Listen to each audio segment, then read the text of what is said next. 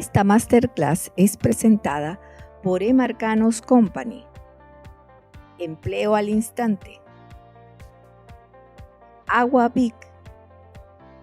Servicio de agua potable. Unidad Educativa Privada Colegio Don Simón Rodríguez. Formación integral al joven. Arquitecto Edenis Rojas. Remodelaciones e interiorismo. Ciruplástica. Equipo de profesionales certificados en cirugía plástica.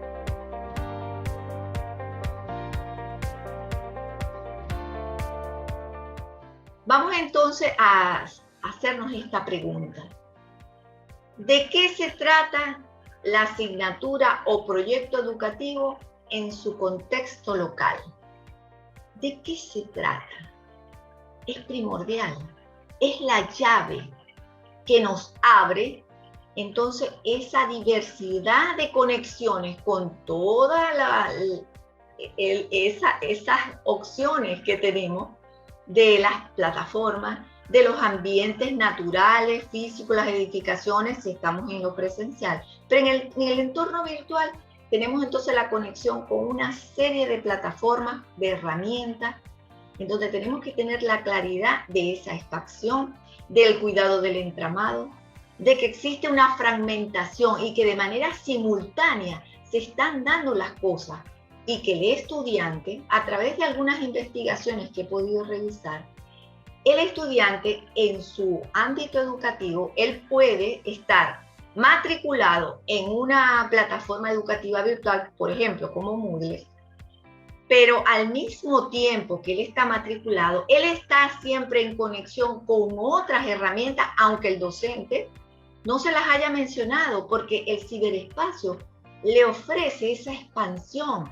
¿Gracias a qué? A esa conectividad, porque es flexible, hay acceso a todo esto que ubicamos en ese espacio que no es físico, pero nosotros sí somos físicos. Y el hecho de que tengamos esa realidad física nos lleva a mantener la focalización en poder desarrollar nuestras clases o estos proyectos educativos. Entonces, esta es la llave para mantener la visión, ese rumbo, con el ingenio, por supuesto, entre todos los que participan, desde los estudiantes, los profesores y todos los que acompañan una comunidad educativa. Vamos a mencionar lo que serían las intenciones del docente, las ideas de trabajo y los objetivos curriculares. Nosotros, cuando tenemos el planteamiento de desarrollar alguna clase, empezamos a pensar cuáles serían aquel anhelo, aquel deseo que buscamos para lograr que ese estudiante aprenda o que él pueda realmente desarrollar ese aprendizaje. Entonces esas son nuestras intenciones, no son los objetivos de la asignatura, son las intenciones de nosotros como en nuestro rol de facilitador del aprendizaje. Y vamos entonces a ir organizando, se nos empiezan a ocurrir y armamos unas ideas de trabajo, donde se empiezan a involucrar estrategias, espacios para el trabajo, para trabajar, el pensar en qué tipo de herramienta entonces tecnológica voy a buscar para lograr tal idea. Y ahí empieza esa construcción a través de lo que yo llamo ideas de trabajo, pero gracias a las intenciones que ustedes están manejando. Y están guiados, por supuesto, por los objetivos curriculares, porque cuando hay un objetivo, nos está diciendo que se espera que el estudiante desarrolle en su pensamiento, que él sea capaz de conocer, que él sea capaz de experimentar algo, que él sea capaz de distinguir o de lograr comprenderlo. Esos son los objetivos. Si la idea es que entonces llegue a un nivel de creatividad, que proponga, produzca diseños o plantee ideas sobre eso. Entonces, existen diferentes niveles de pensamiento, que unos son menos complejos que otros. Entonces nosotros tenemos que relacionar esa manera como el estudiante entonces va a cumplir esos objetivos, tomando en cuenta lo que sucede en el espacio virtual. Porque entonces en el espacio virtual el estudiante se encuentra con maneras parecidas en algunos casos y muy distintas en otros, de poder lograr entonces esos objetivos que nos dice el currículo, que nos dice la institución en la asignatura de matemática, en la asignatura del lenguaje, y bueno, dependiendo del nivel educativo que esté trabajando el docente. Entonces, este proceso que nosotros estamos organizando, lo debemos de establecer de una forma totalmente interrelacionada. Es decir, que esto se llama un proceso sistémico. En esta imagen, esto no se entiende, las letras, no, la frase, lo que dice, está intercortado. Es decir, no hay un conjunto de partes, pero no la comprendemos. Entonces, en lo que nosotros desarrollamos, cuando estamos configurando esa clase, tenemos que tomar en cuenta que existen muchas partes, muchos elementos, pero que estos elementos tienen que trabajar de forma sistémica. ¿Pero qué significa sistémico? Que hay partes que se van a relacionar unas con otras, pero que forman parte de un todo, Ese todo es cuando tenemos el aula virtual, o cuando ya estamos planteando la ideación de esa clase. Entonces, la manera como se relaciona una con la otra influye. Por eso, cuando hablamos de relaciones sistémicas, es porque hay una interdependencia. Y empezamos a generar jerarquía, algo es más importante que lo otro, esto va a ser complementario, pero se relacionan. No pueden ser partes aisladas, porque entonces el todo, esa concepción del todo se pierde. Nuestro cuerpo humano funciona excelentemente y de manera perfecta sistémicamente. Una cosa tiene que ver con la otra. Entonces nosotros tenemos siempre que tomar en cuenta una serie de elementos: qué tarea, qué herramientas, qué actividades van a hacer, qué evaluaciones vamos a plantear, qué otras personas van a compartir esa actividad para que pueda existir una retroalimentación de otras experiencias, de otros estudiantes, de otras comunidades, de otros docentes. Y así se da el verdadero trabajo colaborativo y la verdadera construcción de un nuevo conocimiento. Entonces, cada experiencia es distinta, cada experiencia es particular. Entonces, aquí en esta imagen, estamos entonces en algo que no entendemos, pero cuando la organizamos e identificamos qué es lo que va a tener mayor jerarquía o qué es lo que nos interesa, entonces podemos leer que todos para uno y uno para todos. Esa es la esencia de lo que es organizar las cosas de manera sistémica, pensar en las partes y en el todo. Y eso es, digamos, uno de los principios para que puedan ir desarrollando estas relaciones con la virtualización y en cualquier entorno educativo. Ahora bien, acá yo les voy a ir describiendo algunas de las partes que estarían involucradas en esa configuración del entorno virtual, pero también con el entorno presencial. No son excluyentes, esto forma parte de toda esta configuración de la dinámica creativa del aula, que la desarrolla el docente desde sus intenciones. Entonces, vamos a mencionar algunas: las intenciones del docente, el texto didáctico que hay que ubicar porque forma parte de la activación de algunos aprendizajes. hay que especificar cuáles son esos momentos de esa clase virtual o cómo se va a conjugar con el ambiente presencial.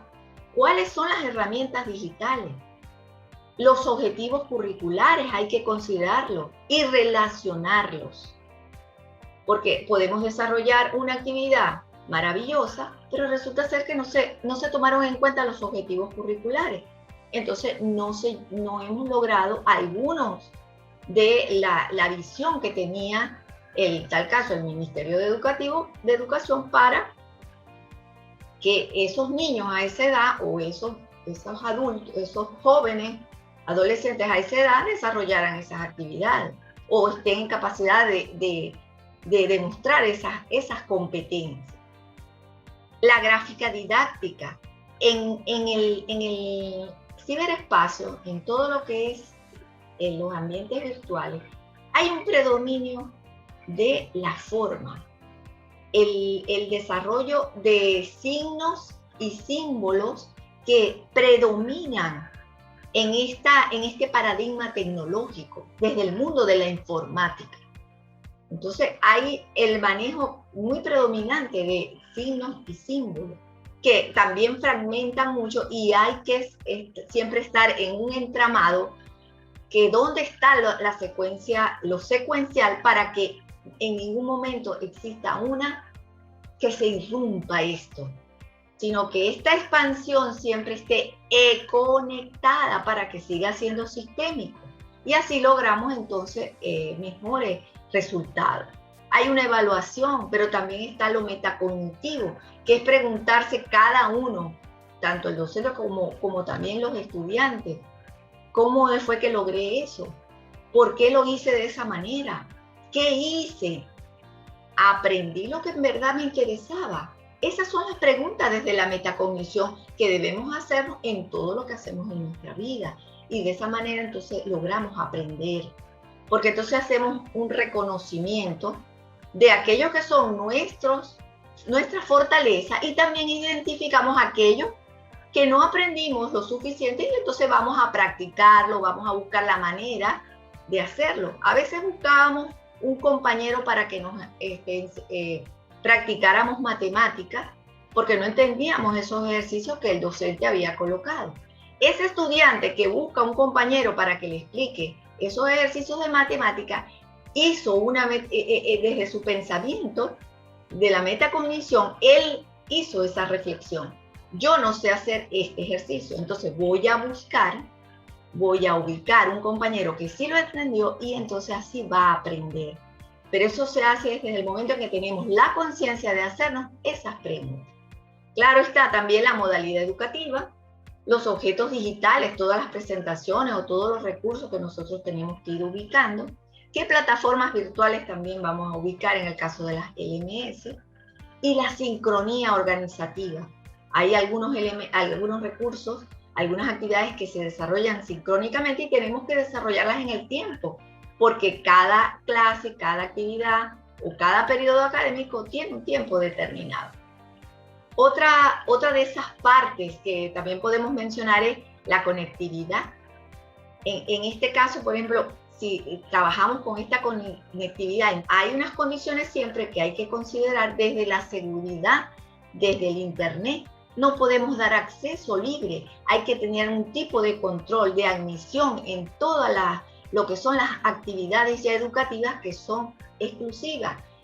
O cuando manejamos un grupo etario, es decir, edades que son menores de edad, debemos de cuidar el ingreso a la sala sincrónica de cualquier perturbador de las redes en Internet. Entonces, siempre, por eso es importante también conocer las plataformas, porque en algunos casos, como Zoom, por ejemplo, brinda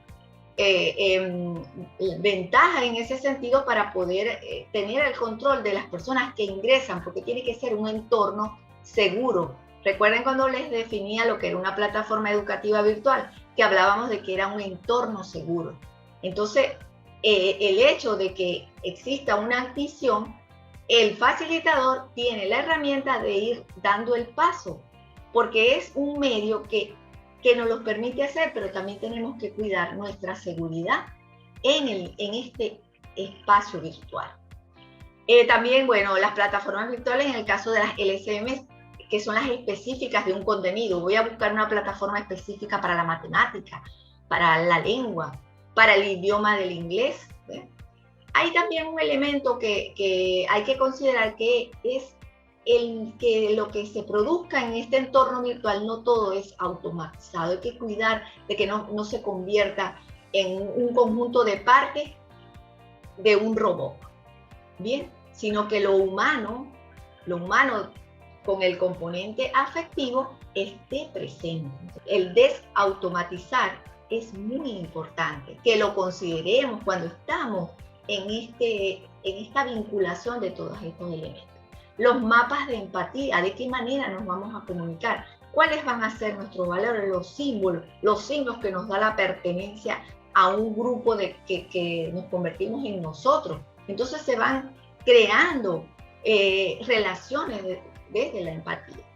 Por supuesto, la actividad del proceso cognitivo, que hay que empezarla a establecer con todas las estrategias de enseñanza que el docente puede acudir para lograr esa activación en diferentes momentos, en los iniciales, en los intermedios y en el último, que es cuando se da la integración de todo el conocimiento.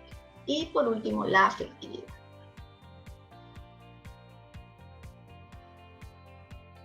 Con estas partes que les acabo de mencionar, entonces vamos a hacer un guión, vamos a llevar todo esto a un todo que podemos llamarlo, vamos a hacer la configuración de todas estas partes.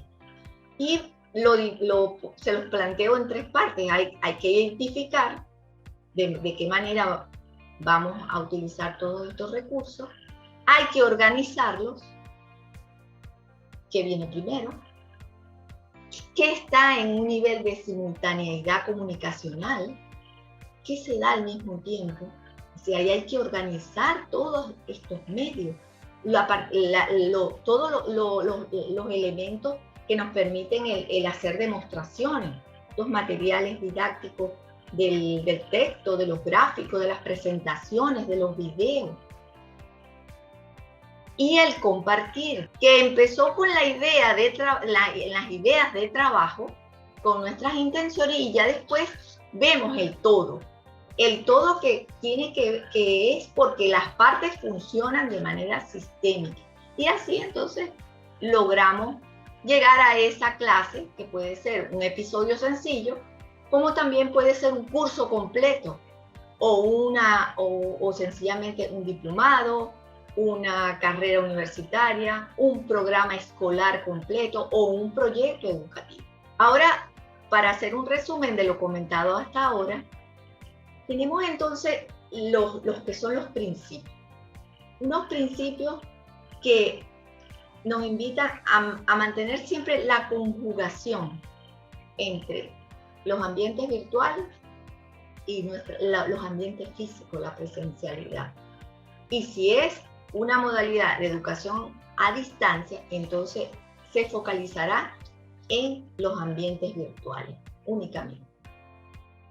En relación a los criterios que debemos de tomar en cuenta para la selección de todas las herramientas tecnológicas, o también las diferentes plataformas con las que contamos, hay que considerar que hay un proceso, yo creo que eso siempre se va a percibir como un fenómeno, que es esa expansión, porque no sabemos cómo se da. El estudiante, desde su libertad, su autonomía que tiene como estudiante, en el caso de las edades que así lo hacen, ya puede conectarse con todo lo que está en el ciberespacio. El docente o la institución educativa le brinda una posibilidad desde una plataforma. Hay una serie de actividades organizadas. Recuerdan que había que identificar, organizar y compartir. Pero esa expansión está dándose, y el docente debe cuidar ese entramado para que desde la fragmentación que se da en ese ambiente virtual, por esa expansión, por esa conectividad que al final es muy positiva, entonces cuidemos el entramado para que esas partes siempre estén digamos, velando una por otra para lograr el proceso de enseñanza y de aprendizaje. La movilización desde la virtualización. Hay una sincronía, o es asincrónico, o es disincrónico. Nos convertimos en modo de actor rec. Nuestro rol es de actor rec. Entonces, esa movilización desde en la virtualización, también debemos estar, digamos, ubicados o con nuestra visión muy clara de que hay otra manera de brindar ese mensaje, porque ese mensaje también lo hace en lo virtual, lo hacen a través de signos, de símbolos. Entonces, en la presencia de la forma, de lo que es lo formal, está muy presente, como también la fragmentación, que a veces hay una lectura de que es un ritmo incontrolado, porque esa es la expansión, eso es lo que da esa conectividad que es positiva, pero el docente y la institución educativa es la que cuida el escenario para que esto logre ser un todo para el bien de los jóvenes y todos los niños y los adultos que quieran aprender. Y la ideación de esta aula virtual, la ideación creativa que desarrolla el docente, nos lleva por una serie de pasos, de consideraciones, de elementos, de tareas que hay que involucrar para poder identificar, poder organizarlas y poderlas compartir. Y todo esto se llama configuración de todas estas actividades. Entonces, esto sería la ideación de este espacio virtual.